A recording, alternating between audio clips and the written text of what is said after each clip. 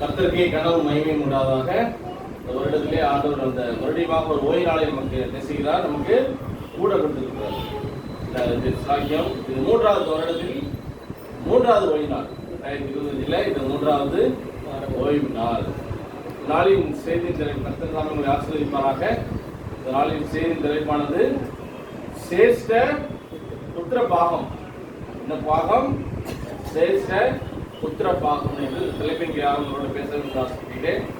ஜோமனும் கிருபையில் ஆண்டவரே சேஷ்ட புத்திர பாகம் இந்த தலைப்பின் பேசும்பொழுது ஆவியானதாவே புரிந்து கொள்வதற்கு ஆண்டவர்கள் புதுமலை தர வேண்டுமாய் கர்த்தராகிய இயேசுவின் பெயரால் ஜெபிக்கிறேன் நல்ல பிதாவே, ஆமென். வசனம் எவ்வளவு சொல்கிறது? மல்கியா 1ஆம் அதிகாரம் 2ஆம் வசனமும் 3ஆம் வசனமும். நான் உங்களை சிநேகித்தேன் என்று கர்த்தர் சொல்கிறார். நான் உங்களை சிநேகித்தேன் என்று கர்த்தர் சொல்கிறார். அதற்கு நீங்கள் எங்களை எப்படி சிநேகித்தீர் என்றீர்கள். எங்களை எப்படி சிநேகித்தீர் என்றீர்கள். கர்த்தர் சொல்கிறார். ஏசா யாக்கோபுக்கு சகோதரன் அல்லவே. ஏசா யாக்கோபுக்கு சகோதரன் அல்லவே. ஆகிலும் யாக்கோப்பை நான் சிநேகித்தேன். ஏசாயாவையோ நான் வெறுத்தேன். அவருடைய மலைகள் பாழும் அவருடைய சுதந்திர வனாந்தரத்தில் உள்ள வலுசர்ப்பங்களை தாவரமாக்கினேன். பாத்தீங்களா, 2 பேர் இருக்காங்க. யாரோ ஏசா யாக்கோபு. இந்த மூத்தவர் யாரு? ஏசா. இப்போ 2வது யாரு? யாக்கோபு. ஆனா அந்த வசனம் சொல்லுது ஏசாவையோ நான் வெறுத்தேன், யாக்கோபை சிநேகிக்கிறேன். ஆண்டவர் எப்படி ஒருத்தரை வெறுத்து ஒருத்தரை சிநேகிக்கிறார் ஒரு கேள்வி உங்களுக்கு மனதில் கண்டிப்பா வரும். எதற்காக ஏசாவை அவர் வெறுக்கிறார்? கர்த்தர் ஏன் ஏசாவை வெறுக்கிறார்? யாக்கோபை எப்படியாக சிநேகிக்கிறார்? அதுதான் நம்ம படிக்க போறோம். ரோமர் 9ஆம் அதிகாரம் 13ஆம் வசனம். இதே வசனம் தான். ரோமர் 9ஆம் அதிகாரம் 13ஆம் வசனம். ரோமர் 9ஆம் அதிகாரம் 13ஆம் வசனம்.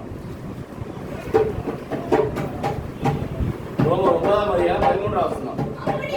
அப்படியே யாக்கோபை சிநேகித்து ஏசாவை வெறுத்தேன் என்றும். ஒரு கர்த்தர் ஒருத்தர் தான், ஆனா ஒருத்தரை நேசிக்கிறாரு, ஒருத்தரை வெறுக்கிறாரு. என்ன காரணமா இருக்கலாம்? எபிரேயர் 12ஆம் அதிகாரம் 16ஆம் வசனம். எபிரேயர் 12ஆம் அதிகாரம் 16ஆம் வசனம். எபிரேயர் 12ஆம் அதிகாரம் 16ஆம் வசனம். ஒருவனும் வேசிக்கலனாகவும் ஒருவேளை போஜனத்துக்காக தன் சேஷ்ட புத்திர பாகத்தை விற்று போட்ட ஏசாயை போல சீர்கெட்டவனாகவும் இராதபடிக்கு எச்சரிக்கையாயிருங்கள். ஒருவனும் வேசிக்கலனாகவும் ஒருவேளை போஜனத்துக்காகவும் தன் சேஷ்ட புத்திர பாகத்தை விற்று போட்ட ஏசாயை போல சீர்கெட்டவனாகவும் இராதபடிக்கு எச்சரிக்கையாயிருங்கள். இதுல என்ன பிரச்சனைனா, 1 நாள் 2 நாள் பிரச்சனை கூட கிடையாது. ஒருவேளை சாப்பாடு தான். அந்த ஒருவேளை சாப்பாடுக்காக என்ன செய்யறாங்க? சேஷபுத்திர பாகத்தையே வித்துறாரு. அது எவ்வளவு ஒரு சீர்கட்டத்தனம். அது என்னது? சீர்கொட்டை குணம். ஒருவேளை சாப்பிடாம தான் என்ன மரித்தா போயிருப்பாரு, இறந்து போயிருவோமா, செத்தா போயிருவோம், சாப்பிட மாட்டோம். கொஞ்சம் கஷ்டமா தான் இருக்கும், பசியா தான் இருக்கும், இருந்துடலாம் இல்லையா? ஆனா அந்த மனிதன் என்ன செய்யறான்? ஒருவேளை சாப்பாடுக்காக என்ன செய்யறான்? சேஷபுத்திர பாகத்தையே வித்து போடுறான். சேஷபுத்திர பாகம் என்று சொல்வது அதோட பிறப்பு உரிமை. அது ஒவ்வொரு மனிதனுக்கு அந்த காலங்களிலே முதல் மகனுக்கு அவருடைய பெற்றோர்கள் கொடுக்கிற ஒரு சுதந்திரம், ஒரு உரிமை. அந்த உரிமையை என்ன செய்யறான்? பசிக்காக அசைவே பண்ணிக்கிறான். அந்த படங்கள் என்ன செய்யக்கூடாது? அந்த மனிதனுக்கு காணப்பட்டதுனாலதான் அவரோட வாழ்க்கையை இயேசு கர்த்தர் சொல்றார், அவர் வெறுத்தாய் பண்றாரு. அந்த சம்பவத்தை படிச்சா அவங்க தெரிஞ்சிடும். ஆதியாகமம் 25ஆம் அதிகாரம், ஆதியாகமம் 25ஆம் அதிகாரத்திலே இந்த சம்பவமானது நமக்கு எழுதப்பட்டுள்ளது. ஆதியாகமம் 25ஆம் அதிகாரத்திலே வசனம் 25ஆம் அதிகாரம் வசனம் 31-32. அப்பொழுது யாக்கோபு என் சேஷ்ட புத்திர பாகத்தை இன்று எனக்கு விற்று போடு என்றார். அதற்கு ஏசா, இதோ நான் சாக போகிறேன், இந்த சேஷ்ட புத்திர பாகம் எனக்கு என்னத்துக்கு என்றான். அப்பொழுது யாக்கோபு, இன்று எனக்கு ஆணையிட்டு கொடு என்றான். அவன் யாக்கோபுக்கு ஆணையிட்டு தன் சேஷ்டபுத்திர பாகத்தை அவனுக்கு விற்று போட்டான். அப்பொழுது யாக்கோபு ஏசாவுக்கு அப்பத்தையும் வயிற்றுக்குடையும் கொடுத்தான். அவன் வழியிலிருந்து போய்விட்டான். இப்படி ஏசா தன் சேஷ்டபுத்திர பாகத்தை அலட்சியம் பண்ணினான். பாத்தீங்களா? அந்த அலட்சியம் கிறிஸ்தவ வாழ்க்கையிலே சில மனிதர்கள் சரி நம்மளே எடுத்துக்கிறோமே, நம் வாழ்க்கையை உயராம இருப்பதற்கு உயர்ந்த நிலைக்கு வராத ஒரே காரணம் என்னன்னா அலட்சியம். எதை எடுத்தாலும் அலட்சியம் பண்றது. அலட்சியம் பார்க்கும்பொழுது ஒரு பொருளே ஒரு காரியம் செய்யறதுன்னா ஒரு கேர்லெஸ்ஸா இருக்கிறது, உதாசீனப்படுத்துறது. ஒரு வேலை சொன்னா அந்த வேலையை நாளை செய்யலாம், நாளைக்கு அப்படியே இருந்துட்டே போறது. அப்படி செய்யக்கூடாது. இன்னைக்கு படிக்கணுமா, இன்னைக்குள்ள பாடத்தை இன்னைக்கே படிச்சிடணும். அதை நாளை படிக்கலாம் அப்படின்னா நாளைக்கு படிக்கலாம் போது என்ன ரொம்ப சேர்ந்துடும். என்ன ரொம்ப சேர்ந்த பிறகு படிக்கவே முடியாம ஆயிடும். அந்த உதாசீனம் தான் அது யாருன்றது. உதாசீனம் அந்த ஏசாயா அந்த கூட தான் இருந்தது. அந்த 29 படிக்கிற பாருங்க. ஒரு நாள் ஏசா வெளியிலிருந்து களைத்து வந்த போது யாக்கோபு ஊர் சமைத்து கொண்டிருந்தான். யாக்கோபு ஏசாவோட வேலை என்ன வேலை? காட்டுக்கு போயிட்டு வேட்டைக்காரன். அவன் ஒரு வேட்டைக்காரன். மானு எதனால காட்டுக்கு போனா எதனால அடிச்சுட்டு வந்துருவான். அது வேட்டை அடிச்சுட்டு போய் பார்த்துக்கிறப்ப கைப்பா வரான். அவன் என்ன யாக்கோபு என்ன செய்யறான்? கூழ் காய்ச்சி இருக்கிறான். அது கத்த வசனம். அப்பொழுது ஏசா யாக்கோபை நோக்கி, அந்த சிறப்பான குழியிலே நான் சாப்பிட கொஞ்சம் தான் இழைத்திருக்கிறேன் என்றான். இதனாலே அவனுக்கு ஏதோ என்று இருந்தார்கள். அந்த ஸ்கூல் எப்படி இருந்ததா? என்ன கலர்ல இருந்ததா? சிவப்பு கலர்ல இருந்தா. அந்த சிவப்பு கூலை எனக்கு கொடுப்பான்னு யார்கிட்ட சகோதரத்துல அவன் கேட்கிறான். ரொம்ப டயர்டா இருக்கிறேன், ரொம்ப சோர்வா இருக்கிறேன், அந்த கூலை எனக்கு கொடுத்துருன்னு சொல்றான். அதுக்கு அவன் என்ன சகோதரன் என்ன சொல்றான்? உன் சேஷபுத்திர பாகத்தை எனக்கு விற்று போடு. அவனுக்கு ஒரு கிளாஸ் கொஞ்ச காலம் கூழ குடிக்க கொடுத்துக்கலாம். அதுக்கு இவன் சகோதரன் என்ன செய்யறான்? சேஷபுத்திர பாகத்தை கொடு, அப்பதான் அவனுக்கு நான் கூழ் கொடுப்பேன்றான். அதுக்கு அடுத்த வசனம். இதோ நான் சாக போயிருந்தேன், இந்த சேஷபுத்திர பாகத்தை எனக்கு என்றான். ஒரு நேரம் சாப்பிடாம இருந்தா இறந்து பேரையும் சொன்னார்கள். நான் சாக போறேன், இந்த சேஷபுத்திர எனக்கு எதுக்கு அலட்சியம் பண்ணீங்க. அடுத்த வசனம். அப்பொழுது யாக்கோபு இங்கே எனக்கு ஆணையிட்டு கொடு என்றான். அதற்கு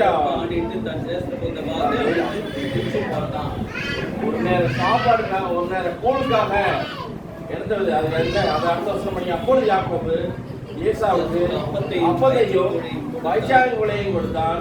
அவன் குசிந்து பிடித்து எழுந்திருந்து போய்விட்டான். இப்படி ஏசா தன் சேஷபுத்திர பாகத்தை அலட்சியம் பண்ணினான். வாழ்க்கையில் அலட்சியம் இருக்கக்கூடாது. என்ன செய்யக்கூடாது? எது சொன்னாலும் அலட்சியம் செய்யறது கிடையாது. கெட்ட குணம் யார்கிட்ட இருந்தது? ஏசாட்ட இருந்தது. அதனாலதான் கத்திரே வெறுக்கிற அளவுக்கு நடந்துட்டார். சேஷபுத்திர பாகம் யாருக்கு தான் கிடைக்கும்? மூத்த பிள்ளை. உபாகமம் 21 அதிகாரம் 17 வசனம் பண்ணீங்க. உபாகமம் 21 அதிகாரம் 17 வசனம். 21 அதிகாரம் 17 வசனம்.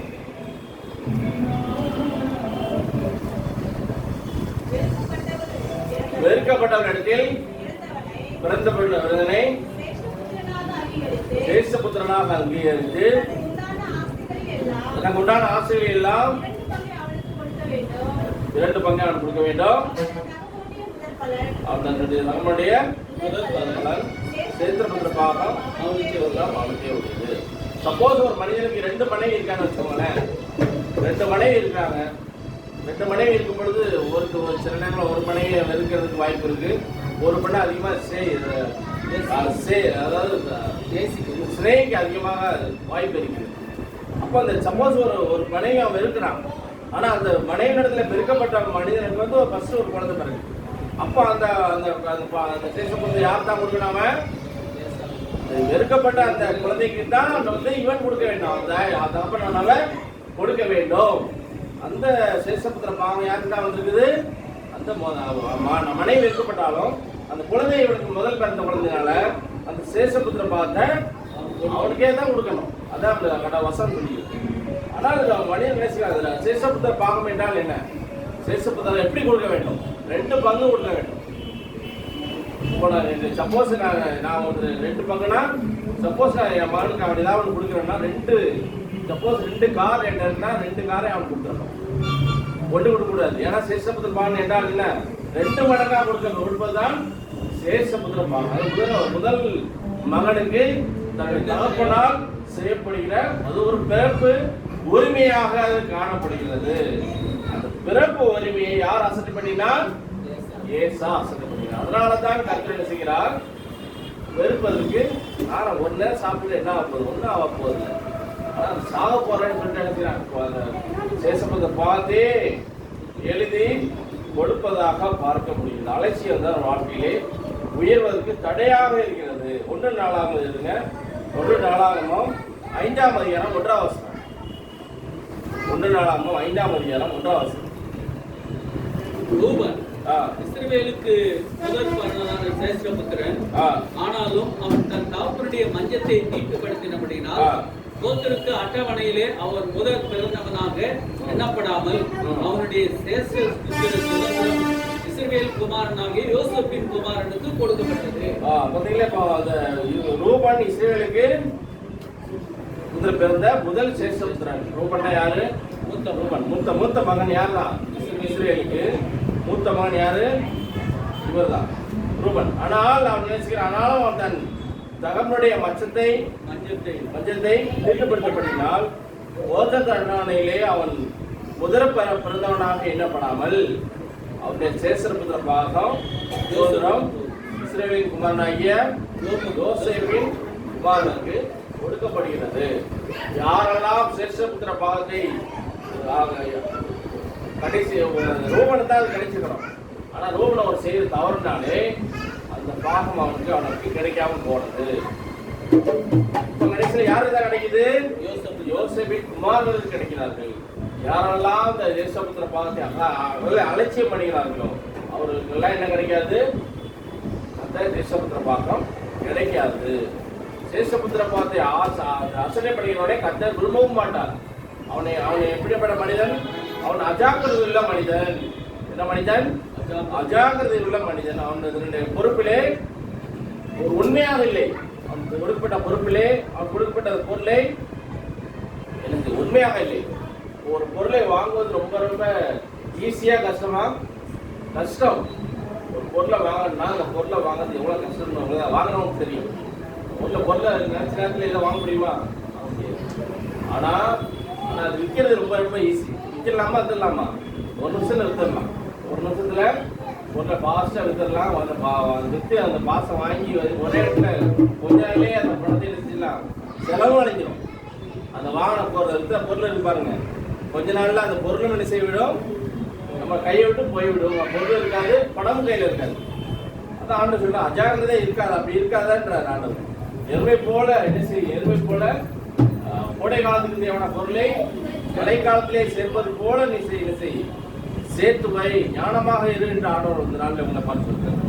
ஏசாயா போல ஒரு வேலை சாப்பாட்டுக்காக, ஒரு வேலை பைசாவுக்காக, கூழுக்காக தன்னுடைய வாழ்க்கை சேஷபுத்திர பாகத்தையே செய்தார். அவன் அலட்சியம் செய்தான். அப்படி இருக்க வேண்டாம். ஆண்டோட பிள்ளைகள் அலட்சியம் செய்யக்கூடாது, இருக்கவே கூடாது. அலட்சியமாக இருக்கிற வாழ்க்கையை இழந்தே போயிடுவார். அலட்சியமாக இருக்கிற ஒவ்வொரு காரியம் அவங்களுக்கு வாழ்க்கையை செய்யறதெல்லாம் ஒரு காரியம் வாங்கியாது. ஏன்னா அலட்சியமா இருக்கிற வாழ்க்கையில எல்லாமே விளையாட்டாக நினைப்பாங்க. எதை செய்தாலும் நடந்த விளையாட்டு தானே இருக்கும். ஒரு என்ன செய்ய ஒரு சீரியஸ்னஸ் இருக்காது. அவங்களே ரொம்ப விளையாட்டுகரமாக இருப்பார்கள். பிள்ளைகளுக்கு ஒன்றுமே வாழ்க்கையில ஒன்றுமே நடக்காது. அவர் வாழ்க்கையிலே துன்பமும் கஷ்டமும் பாடுகள் தான் இருக்கும். ஏன்னால் அவர்கள் அந்த கொடுக்கப்பட்ட அந்த வேலையை அவங்க செய்யாதனால என்ன ஆகுது? அவர்கள் கஷ்டப்படுவார். தன் வேலையை ஜாக்கிரதையுடைய கண்டால் எப்படி பாரான்? அவன் நீசனுக்கு முன்னால் நிற்பார்கள், இல்லாமல் ராஜாக்கள் முன்பாக நிற்பார்கள் என்று வசனம் சொல்லுவோம். இப்ப நம்ம வேலையிலே கொடுக்கப்பட்ட வேலையிலே என்ன செய்ய வேண்டும்? நம்ம ஜாக்கிரதையாக இருக்க வேண்டும். ஜாக்கிரதையாக இருக்க வேண்டும். நீதிமொழிகள் 15ஆம் அதிகாரம் 6ஆம் வசனம் படிங்க. நீதிமொழிகள் 15ஆம் அதிகாரம் 6ஆவது வசனம். நீதிமானின் வீட்டிலே அதிகம் துன்மார்க்கருடைய வருமானத்திலோ நீதிமானாக அவருக்கு பிரியமான பிள்ளைகளாக இருக்கும் பொழுது நம்முடைய வாழ்க்கையில் அநேக வருமானங்களை ஆண்டவர் கொடுப்பார், பொக்கிஷங்கள் கொடுப்பார். ஆனால் துன்மார்க்கருடைய வீட்டிலே வருமானத்திலேயும் துன்பம் உண்டு. அவங்க என்னதான் சம்பாதிச்சு பண்டிகை வரலாம், அது அதுல தான் வரும்.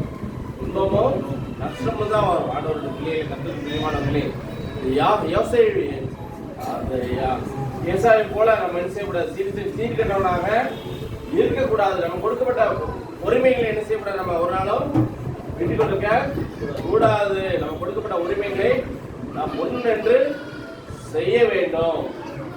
ஆகவே நம்ம கர்த்தருக்கு பிரியமானவர்கள், இந்த யாக்கோவை போல அவன் ஏமாற்றவும் கூடாது. சாப்பாடு சகோதரனுக்காக அந்த கூலை கொடுத்துக்கலாம். அந்த கூலை வாங்கிறதுக்காக ஒரு வார்த்தையை சொல்லி அந்த தேசப்புத்திர பாவத்தையே எழுதி வாங்கிட்டான்டா. அந்த எழுதி வாங்கி கொண்டான். அப்படின்னு அவனுக்கு ஆசீர்வாதமானவன்ட்டு போய்விட்டது. போய்விட்டது. செய்ததெல்லாம் ஏமாற்றத்தினான் எத்தனாக இருந்தான். ஆனால் மாமா வீட்டுக்கு சென்றார். மாமாவே ஏமாத்துறாரு. இவர் இங்கே ஏமாத்திட்டு நான் சகோதரி ஏமாத்திட்டு மாமா வீட்டுக்கு போறாரு. மாமா பேர் என்ன பேரு?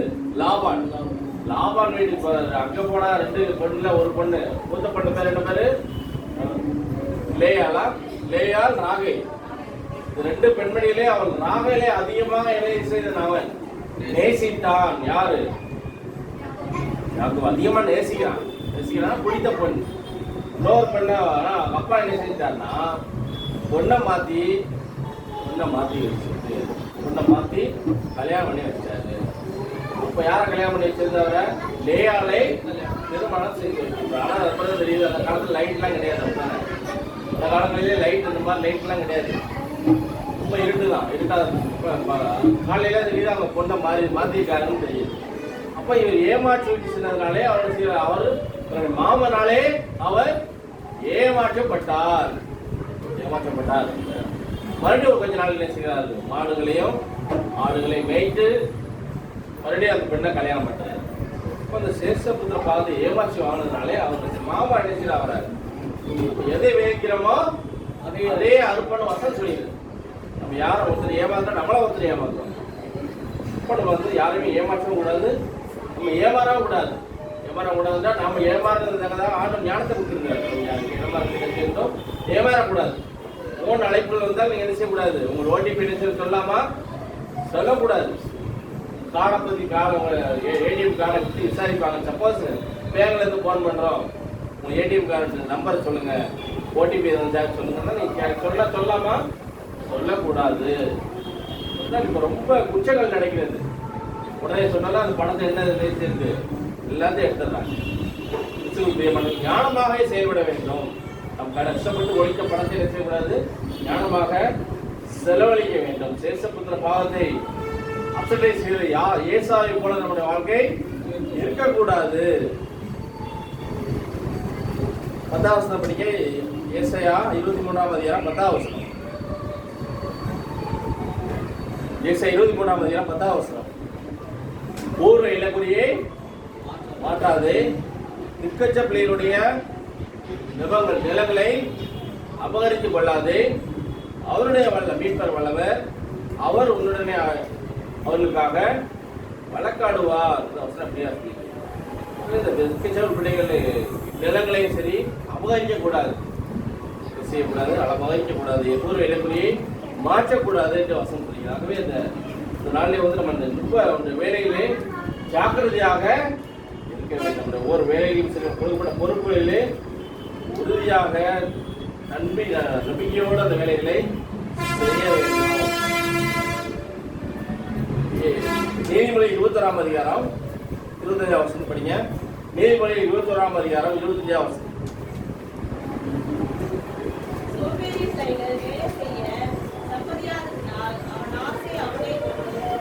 சோம்பேறியின் கைகள் வேலை செய்ய சம்பாதினால் அவன் ஆசை அவனை சொல்லும். ஒரு வேலை செய்யறத எப்படி அவன் நினைக்கிறது நடக்குமா? நடக்கவே நடக்காது.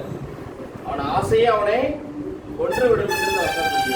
நம்ம கொடுக்கப்பட்ட வேலையிலே பொறுப்பாக நடந்து கொள்ள வேண்டும். யாக்கோவோட வேலையிலே யாக்கோவ் என்ன வேலை பார்த்தா அவன் அந்த நிலங்களையும் ஆடு மாடுகளையும் பராமரிப்பதிலே அவன் நேரத்தை செலவழித்து வந்தான். அது அவனோட வேலை. அவன் அவங்க அம்மா மேலே, அவங்க அம்மா பேர் என்ன பேரு? யாக்கோபுடைய மனைவி பேர் என்ன பேரு? ரெபெக்காலா. அவங்க ரொம்ப என்ன செய்கிறார்? அவர் ரொம்ப கர்சனை வைத்திருக்கு. அவங்க அம்மா மேல ரொம்ப கர்சனையா இருக்கிறார். அவங்க அம்மா நல்லா விசாரிப்பதிலும் எல்லாத்தையும் அது கரெக்டா இருப்பார். யாரு? யாக்கோபு. ஆனா அந்த ஏசா வந்து யார் மேல பிரியமா இருக்கிறாரு? அவங்க அப்பா மேலதான். அவருக்கு அப்பா மேல, யாக்கோபு மேலதான், அப்பா மேலதான் நிச்சயராவது பிரியமாக இருப்பதாக இந்த அர்த்தம். ஆனா இந்த ஒருவருக்கு அவங்க அம்மா வந்து யாருக்கு சப்போர்ட் பண்றாங்க? யாக்கோபுக்கு சப்போர்ட் பண்றாங்க. அவங்க அப்பா யாருக்கு சப்போர்ட் பண்றாங்க? ஏசாவுக்கு சப்போர்ட் பண்றாங்க. ஆனால் அதுல ஒரு சரி தீட்ட யார் தீட்டுறாரு? அவங்க அம்மா தீட்டி. ஏனென்றால் ஏசாவுக்கு உடல் முழுவதும் என்ன இருக்கும்? ரோமங்கள், முடி இருக்கும். ஆனா யாக்கோபுக்கு உடல் முழுவதாக முடி இருக்காது. இப்போ சப்போஸ் அவங்க அப்பாவுக்கு வந்து கண்ணு தெரியல, வயசாயிடுச்சு, கண்ணு தெரியல, அந்த ஆசீர்வாதத்தை பெறுவதற்காக போறானே, எப்படி வாய்ஸ் வந்து மாறும், குரல் மாறும். ஆனா உடலை ஜட பார்க்கும்போது உடலே முடி இருக்காது. ஆகவே இந்த ஆட்டு தோலை வந்து அவங்க அம்மா வந்து யாக்கோபு மேலே போடுகிறார். போட்டு அவர் ஆசீர்வாதத்தை பெறுவதற்காக போகிறார். அதே மாதிரி அவங்க அப்பாவுக்கு ஒரு சின்ன சந்தேகம் என்னென்றால், பேசுவது வந்து ஏசாவை போல இருக்கிறது, பேசுவது யாக்கோபு போல இருக்கிறது, யாக்கோபு போல இருக்கிறது. ஆனால் உடல் முடி வந்து கரெக்டா இருக்குது. அதனால ஆசீர்வாதம் செய்கிறார், அவரு கொடுத்து விடுகிறார். ஏமாற்றி ஆசீர்வாதத்தை வெற்றி கொள்கிறார். அதுக்கு ஒன்றாக என்ன ஆனது? கொஞ்ச நாள் கழிச்சு யார் வந்தா? ஏசா வந்தார். ஏசா வந்து பார்த்தா ஆசீர்வாதம் எங்கன்னு கேட்டா, அதுக்கு தான் வாங்கிட்டு போனது. கேட்டா நான் வாங்கவே இல்லைன்னு சொன்னது. அவன் சொன்னான், நான் வாங்கிட்டு போனது இந்த சகோதரன் என்று அவன் புரிந்து கொண்டார். ஏமாற்றி ஆசீர்வாதத்தை செய்கிறார், பெற்றுக்கொண்டார். அதே போல ஆண்டவருடைய அந்த என்ன சொல்றது, அந்த ஒரு கன்னிங்னஸ்னா ஒரு அந்த குணம் யார்கிட்ட காட்டப்பட்டது? அதிகமாக யாக்கோபிடம் காணப்பட்டது. யாக்கோபிடம் சரி, அந்த அபகரிக்கிற ஒரு குணம் யார்கிட்ட அதிகம் காணப்பட்டது? யாக்கோபிடம் அதிகமாக காணப்பட்டது. அந்த குணங்கள் நம்முடைய வாழ்க்கையிலே, கிறிஸ்தவ வாழ்க்கையிலே இருக்கக்கூடாது. நமக்கு இருக்கிறதே போதும் என்று இருக்கும் பொழுது நமக்கு எல்லாமே நம்மளை தேடி எல்லாரும் அதிகமான ஆசைகள் இல்லாத போது நம்முடைய வாழ்க்கையில எல்லாவற்றையும் ஆண்டவர் எல்லாருக்கும் கொடுக்க வேண்டியதை கொடுத்து கொண்டே இருப்பார். அதே போல நம்ம ஆண்டவருடைய சமூகத்தில் இந்த ஏசாயை போல அலட்சியமாக இருக்கக்கூடாது. அலட்சியமாக காரியங்கள் நம்முடைய வாழ்க்கையிலே இருக்கக்கூடாது. ஏமாற்றுகிற குணங்கள் புராணங்களிலும் கூட இருக்குது இல்லையா? இந்து புராணங்களிலும் கூட என்ன இருக்குது? ஏமாற்றி வேலையில் இருந்திருக்கு. அப்பா அம்மா பேர் என்ன பேரு? ரெண்டு அப்பா, ஒரு அப்பா அம்மா பேர் என்ன பேரு? பரமசிவமும் பார்வதி. பிள்ளைகள் பேரு கணபதியும், இன்னொருத்தர் பேரு முருகன். ரெண்டு பேர் இருக்காங்க. இப்ப என்ன பிரச்சனைனா, உலகத்தை யார் சுற்றிட்டு வராங்களோ அவங்களுக்கு தான் என்ன பழம் இல்லை ஞான பழம் என்று சொல்கிறார். இவர் உலகத்தை கணபதி வந்து எப்படி அவரால் எப்படி சுத்த முடியும்? ஆனா முருகன் வந்து ஒல்லியா இருக்கிறாரு, சுத்திட்டு வந்துருவாரு. அவர் வந்து அவர்கிட்ட என்ன இருக்குது? மயில் இருக்குது. மயில் வச்சு பறந்துக்கே சுத்திட்டு வந்துருவார். இவர் எப்படியா ஒண்ணுமே இல்லையே. கடைசியில் இவர் என்ன செய்யறாருன்னா, மயில் எடுத்து அவர் பறந்து போயிட்டார் ஒரு உலகத்துக்கு சுத்தத்துக்கு. ஆனா இந்த கணபதியால ஒன்றும் போக முடியல. என்ன செய்யலாம் பிளான் பண்ணி என்ன செய்யறாரு? அப்பா அம்மாவை சுற்றி வந்தவர்கள் உலகத்தை சுற்றி வந்து சமம்ட்டு கேட்கிறாரு. ஆமா நீங்க சொல்றது கருதான். அப்பா அம்மா அதை சுற்றி வந்துட்டு ஞானப்படத்தை வாங்கிட்டு போயிடுறாரு. இந்த ஞானப்படத்தை ஒரே நேரத்தில் அவர் பழத்தை வாங்கிட்டு போயிட்டார். இவர் உலகத்தை சுற்றி வந்து பார்த்தா பழத்தை அவரையும் கொடுத்தாச்சு. பழத்தை எங்கன்னு கேட்டா அது அப்பா அம்மா வந்து அண்ணன் வாங்கிட்டு போயிட்டாருமா? எப்படி அவர் கொடுத்தீங்கன்னா, ஒரு அப்பா அம்மா சுத்தினாரு, உலகத்துக்கு சொல்லி சமம்னா சுற்றி பழத்தை வாங்கிட்டு போயிட்டாரு.